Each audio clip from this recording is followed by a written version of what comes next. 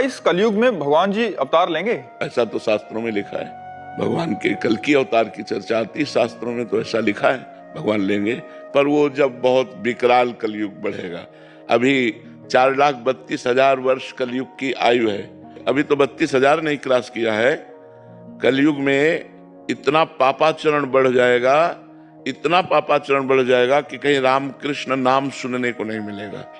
देखो धीरे धीरे उसका प्रभाव बढ़ रहा है। क्या सुंदर गृहस्थी कि अगर पति को प्राप्त किया तो आजीवन निर्वाह किया, पत्नी का वरण कर लिया, आजीवन निर्वाह किया। यहाँ लव मैरिज होता साल भर में डिवोर्स हो जाता है। कलयुग का प्रभाव देखो, कहा कलयुग का प्रभाव देखो। अब कैसे कैसे भयंकर रोग बढ़ रहे हैं, कैसी कैसी भयंकर व्यवस्थाएं हैं।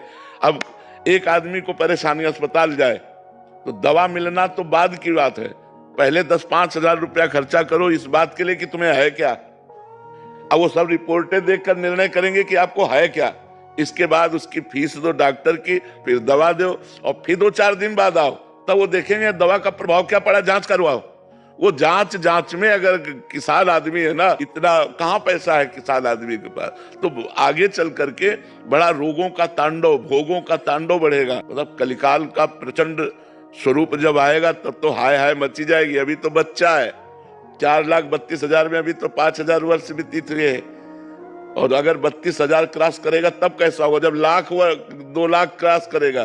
तो अब लिखा है कलिकाल बिहाल की मनुजा, नहीं माने को अनुजा तनुजा।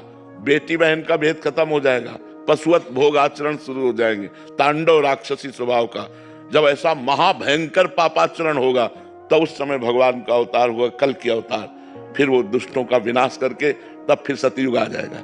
वो आखिरी में 4,32,000 पूरे होते होते आखिरी में भगवान का अवतार होगा। जब भगवान का अवतार होगा उसी समय से सतयुग लग जाएगा, कलयुग की पूर्णता हो जाएगी। पर कलयुग का एक बड़ा गुण है, जो 10,000 वर्ष तपस्या से फल प्राप्त होता था वो कुछ दिनों के नाम कीर्तन नाम जप से प्राप्त हो जाएगा। नहीं तो पहले पता चला कि 10,000 वर्ष दाहिने पैर के अंगूठे केवल खड़े होकर दोनों हाथ उठा के मंत्र जप कर रहे हैं, कितनी कठिन तपस्या। तो कलयुग में यह 10 सेकंड नहीं खड़े हो सकते अंगूठे केवल, 10,000 वर्ष तो बात जाने दो। तो इसीलिए इसमें छूट दे दी गई कि आप नाम जप कर, कलयुग केवल नाम आधारा, सुमिर सुमिर नर उतर ही पारा। भगवान का नाम जप करके आप संसार समुद्र से पार हो सकते हैं। ये कलयुग की विशेष महिमा है।